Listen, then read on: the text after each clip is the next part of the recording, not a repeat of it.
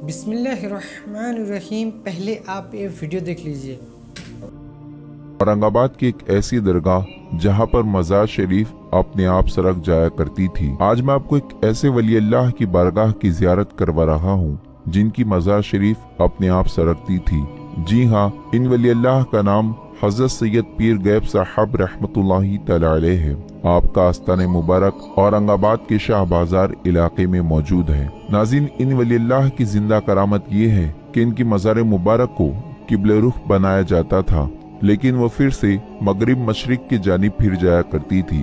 वो इसीलिए क्योंकि इन वली अल्लाह के जहाँ पैर मुबारक होते थे उस जानिब आपके पीरो मुर्शिद हजरत निजामुद्दीन औलिया औरंगाबादी रहमतुल्लाहि तआला अलैह की मज़ार मुबारक है। इसीलिए आप रहमतुल्लाहि तआला अलैह ये नहीं चाहते थे कि आपके पैर आपके पीर के जानिब हो। आप अपने पीर के अदब व एहतराम की वजह से अपने पैर मुबारक को मगरिब मशरिक की जानिब फेर दिया करते थे। अल्लाह रब्बुल इज़्ज़त की बारगाह में दुआ है कि मतलब जितने भी लोग इस वीडियो को देख रहे हैं, अल्लाह ताला उन सब की तमाम दिली जायज़ नेक तमन्ना आरज़ू मुरादों को पूरी अता फरमाए। जो बीमार है उसे मुकम्मल शिफाए कामिला वाजिला अता फरमाए। आमीन सुम्मा आमीन। तो अस्सलाम वालेकुम, कैसे हैं आप लोग? उम्मीद है कि आप सब खैर वाफिज से होंगे। तो मेरे भाइयों, आपने वीडियो देखी, एक वली अल्लाह हैं, उनका करामत ये बताया जा रहा था कि वो अपने मैयत यानी कब्र में दफना देने के बाद उनका कब्र जो है वो अपने आप वो पैर फेर लेते थे, क्योंकि उनकी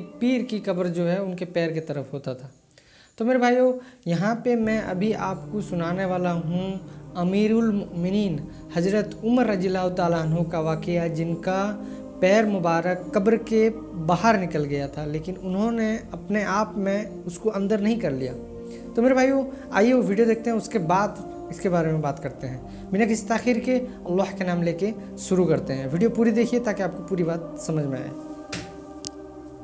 जो सही बुखारी में आता है कि हुजरे आयशा की दीवार गिर गई थी वलीद बिन अब्दुल मलिक के दौर में, नबी इस्लाम की वफात के ऑलमोस्ट 67 ईयर्स के बाद। तो उस वक्त मदीने के गवर्नर थे उमर बिन अब्दुल अजीज, खलीफा तो बाद में बने ना। तो वो सही बुखारी में आता है एक पाँव निकल आया। लोग जो है वो परेशान हो गए कि नबी इस्लाम का पाँव मुबारक बाहर निकला है।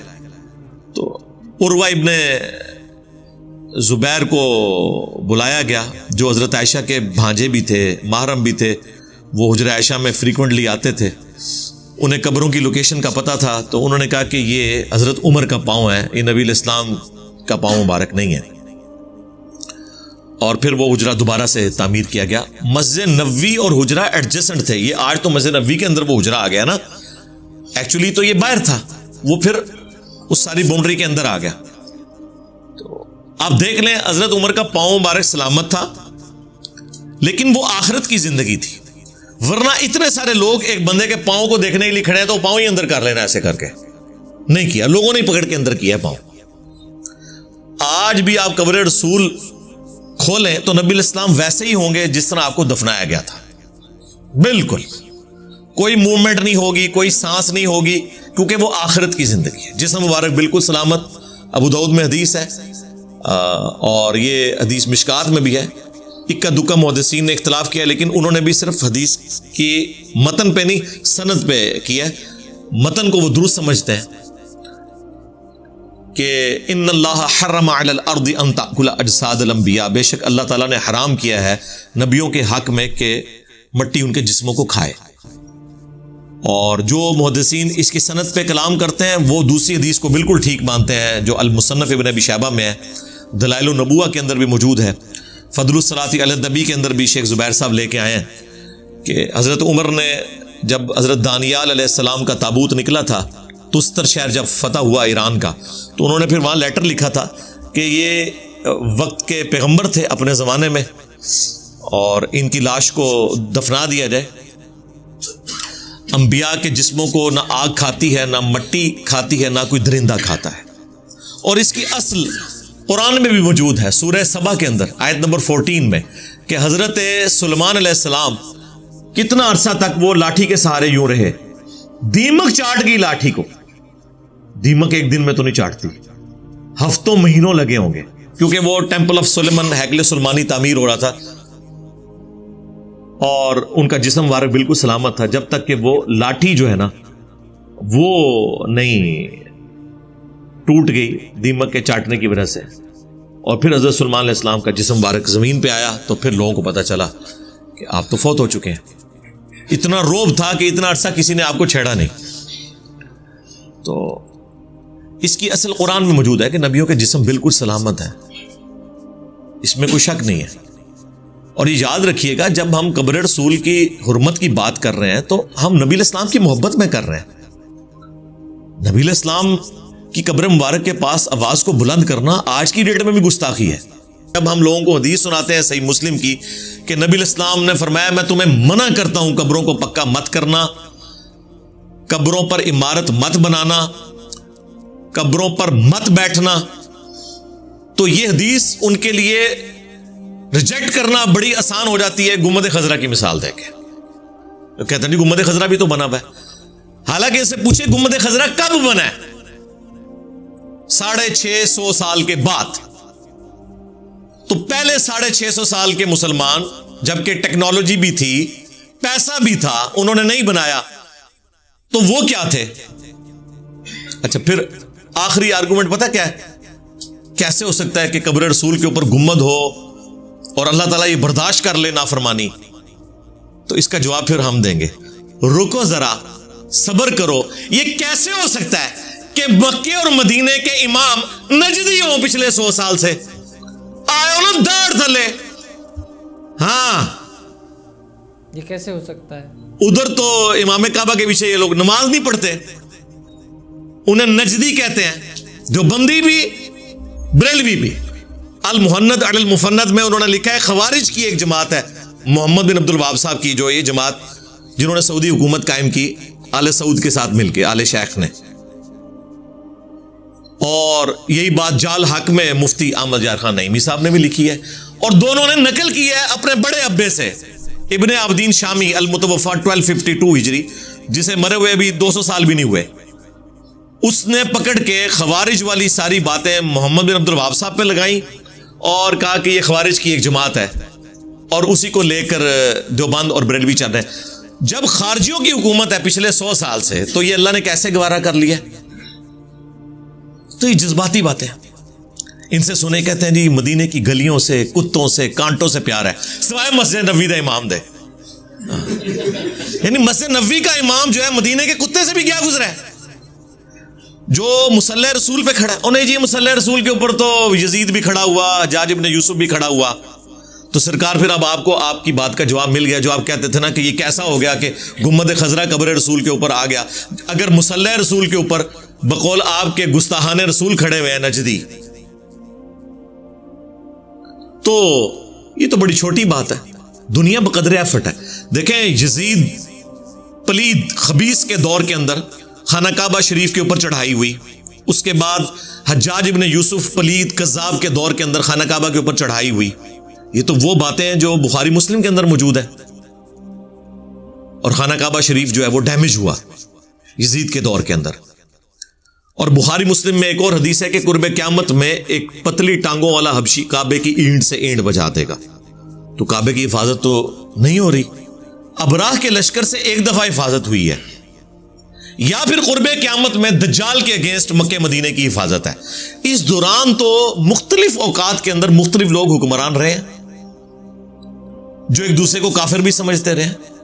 اس سے کیا فرق پڑتا ہے؟ اب اس طرح کے دلائل دینا کہ جی وہاں پہ کیسے ہو سکتا ہے کہ وہاں پہ گنبد تعمیر ہو جائے, یہ بالکل جذباتی باتیں ہیں. عقل کے ناخن لے. ہم یہ باتیں صرف اس لیے کرتے ہیں تاکہ آپ کو پتہ چلے کہ آپ نے رسول اللہ کی بات ماننی ہے صلی اللہ علیہ وآلہ وسلم, یا وہ لوگ جنہوں نے رسول اللہ سے بغاوت کر کے یہ گنبد رکھا ہے ان کے ساتھ آپ نے عقیدت رکھنی ہے. یعنی ہمارا اس وقت گنبد کے ساتھ ٹکراؤ نہیں ہے, یہ گنبد کا ٹکراؤ رسول اللہ کی ذات کے ساتھ. پھر آخری اربعین کے پاس پتہ کیا ہے؟ وہ جی دیکھیں یہ جو مسلم کی حدیث ہے نا قبروں پر عمارتیں مت بناؤ, تو وہ علا کے الفاظ ہیں وہاں پر. تو علا جو ہوتا ہے وہ آن کے لیے ہوتا ہے, اور قبر جو ہے وہ اس کے اوپر جو گنبد ہے وہ علا نہیں ہوتا بلکہ اپون ہوتا ہے. اس کے لیے فوق کا لفظ عربی میں استعمال ہوتا ہے, ہاں ایگزیکٹ اگر قبر رسول کے اوپر کوئی بلڈنگ کھڑی کرتا جس طرح کے سارے مزاروں پہ ہوئی ہوئی ہے، اتنی اونچی اونچی قبریں بنائی ہوئی ہیں، ہاں تو غلط ہوتا. یہ اوپر ڈوم جو ہے نا، یہ یار یہی بات صحابہ تابعین تبع تابعین خلفاء راشدین کو نہیں پتا تھی تو انہوں نے کیوں نہیں ڈوم رکھا، جبکہ اسی زمانے کے اندر اور ڈوم رکھے جا رہے ہیں. کس طرح الفاظ کے ساتھ یہ کھلواڑ کرنا شروع کرتے ہیں. ہمارے استاد غلام سو سعیدی صاحب فوت ہو گئے، اللہ تعالیٰ ان کی مغفرت کرے. مفتی منیب الرحمان صاحب کے مدرسے میں شیخ الحدیث تھے. 22 مارچ 2007 کو میری ان سے ملاقات ہوئی. میں اپنے آفس کے کام کے سلسلے میں بلوچستان گیا ہوا تھا، تو واپسی پہ ہم کراچی رکے. ہمارا آفس کا ہاسٹل جو ہے وہ ڈیفینس کراچی میں تھا. تو میں نے کہا چلیں غلام سو سعیدی صاحب سے ملاقات کر لیں. ان کو اتنے عرصے سے ہم پڑھ رہے تھے، شرح صحیح مسلم پڑھی، ان کی تبیان القرآن، قرآن کی تفسیر پڑھی. تو گپ شپ ہوئی. اینڈ پہ انہوں نے مجھے اپنا نمبر بھی دیا. تو جب میں واپس اسلام آباد آیا تو یہ قبروں پہ عمارت کا مسئلہ میں نے وہاں پہ دیکھا، تو وہ انہوں نے بھی اس قسم کی بحثیں کی ہوئی نا. تو میں نے انہیں فون کیا. میں نے کہا حضرت یہ مسلم شریف کی آپ نے شرح لکھی ہے، اس میں تو قبروں پہ عمارت بنانا منع ہے. انہوں نے کہا جی قبروں پہ عمارت اعلیٰ قبر ہونا پھر تو منع ہے، فوق القبر ہو، اپان ہو تو پھر جائز ہے. یعنی یہ اب جس طرح یہ بال پوائنٹ جو ہے یہ آن ہے اور یہ اپان ہے، تو وہ کہتے ہیں قبر کے ایگزیکٹ اوپر بلڈنگ ہونا وہ غلط ہے. جو اوپر سائڈوں سے اٹھائی جاتی ہے نا وہ ٹھیک اندازہ کریں. میں نے کہا ٹھیک ہے کوئی مسئلہ نہیں ہے. میں نے کہا آپ یہ کہنا چاہ رہے ہیں کہ ایک قبر بنی ہوئی ہے، اس قبر کو کوئی شخص اونچا کرتے کرتے اوپر تک لے آئے، اور صحیح بخاری میں موجود ہے کہ نبی علیہ السلام کی قبر مبارک ایک بالشت اونٹ کی کوہان جتنی اونچی ہے، اتنی آپ قبر اونچی رکھ سکتے ہیں، اس سے زیادہ نہیں. یعنی آپ سمجھ لیں 10 انچ کہہ لیں، زیادہ 9-10 انچ. تو خود احمد بریلوی صاحب کی قبر بھی اتنی ہے، اندازہ کریں. جن کے اوپر پورا بریلوی فرقہ کھڑا ہوا ہے نا، انہوں نے اپنی قبر اونچی نہیں بنوانے دی، ان کی قبر بھی اتنی ہی ہے. تو میں نے کہا کہ یعنی آپ کہہ رہے ہیں کہ قبر کے اوپر آپ بلڈنگ بنائیں اور اسے کھینچتے ہوئے اوپر لاتے جائیں 3 یا 4 فٹ اونچی کر دیں. کہتے ہیں ہاں یہ والی منع ہے. میں نے کہا جس طرح داتا دربار میں ہے کہ قبر جو ہے بیسمنٹ میں ہے اور اس سے گھسیٹ کے اوپر تک لائے ہوئے ہیں فرسٹ فلور کے اوپر نال ٹھوس. کہتے ہیں نہیں آپ کو بتا دیا. میں نے کہا یہ بتائیں نا، یہی والی آپ کہہ رہے تھے نا، تو آپ کے تو سارے مزار اسی طرح بنے ہوئے ہیں. کوئی آپ مجھے مزار بتائیں جو ایک بالشت ہو. ساروں کے اوپر انہوں نے ایگزیکٹ قبر کے اوپر ہی بلڈنگ کھڑی کی ہوتی ہے. تو جو یہ بلڈنگ خود بھی غلط سمجھتے ہیں نا، وہ بھی انہوں نے کھڑی کی ہوئی ہے. آپ ملتان کسی مزار کے اوپر چلے جائیں، وہاں پہ بھی مزاروں پہ آپ دیکھیں ان کے اوپر ہی بلڈنگز کھڑی کی ہوئی ہیں. تو یہ صرف تماشا انہوں نے کیا ہوا ہے، انہیں بھی پتا ہے کہ یہ غلط کام ہوا ہوا ہے. تو میرے بھائیو امید ہے کہ آپ کو یہ ویڈیو پسند آئی ہوگی اور بات سمجھ میں آئی ہوگی. اور پہلے والے ویڈیو میں جو یہ کرامت بتا رہے تھے کہ وہ قبر جو ہے وہ اپنے آپ سے وہ پیر سرکا لیتے تھے، دوسری جانب کر لیتے تھے، یہ بالکل پتہ نہیں ہے وہ کیسے اس طریقے کا بات کر سکتے ہیں. جبکہ میں نے آپ کو صحیح احادیث سنائی کہ حضرت عمر رضی اللہ تعالیٰ عنہ جلیل القدر صحابی، ان کا پیر مبارک باہر آیا تھا تو انہوں نے کھینچ کے اندر نہیں ڈالا، تو ان کے پیر مبارک کو جو ہے اندر ڈال کے پھر سے دیوار تعمیر کی گئی. تو میرے بھائیو اگر صحابی کا مرتبہ اتنا ہونے کے باوجود اور انہوں نے ایسا عمل نہیں کیا، اور جو صحابی گواہ تھے انہوں نے دیکھے، اور یہ کیسے کہہ سکتے ہیں کہ ایک ولی جو ہے ان کے پیر کی طرف جو ہے دوسرے ایک پیر تھے ان کے پیر صاحب تھے، لہٰذا انہوں نے پیر سرکا لیا کرتے تھے. اور میرے بھائیو اور ایک ایگزامپل میں آپ کو دیتا ہوں، جو جنت البقیع ہے جہاں پہ منافق بھی دفن ہے، جو جنت البقیع میں ایک منافق جو ہے اس کو بھی دفن کیا گیا، لیکن اسی جنت البقیع میں جو ہے بہت سارے صحابی دفن ہیں، اور ام المؤمنین بہت سارے ام المؤمنین بھی وہیں پہ دفن ہیں، لیکن کوئی جو ہے اپنے قبر سے جو ہے وہ دور نہیں لے کے بھاگے کہ یہ جو ہے یہاں پہ منافق دفن ہے، ہم یہاں پہ دفن نہیں ہوں گے، ایسا کچھ نہیں ہے۔ تو میرے بھائیو یہ جو ہے ایسے بتاتے ہیں، باقی اللہ عالم۔ تو میرے بھائیو آپ کیا کہتے ہیں ایسی کرامتوں کے بارے میں؟ آپ ہمیں کمنٹ کر کے ضرور بتائیے، اور ملتے ہیں نیکسٹ ویڈیو میں انشاءاللہ۔ السلام علیکم ورحمۃ اللہ وبرکاتہ۔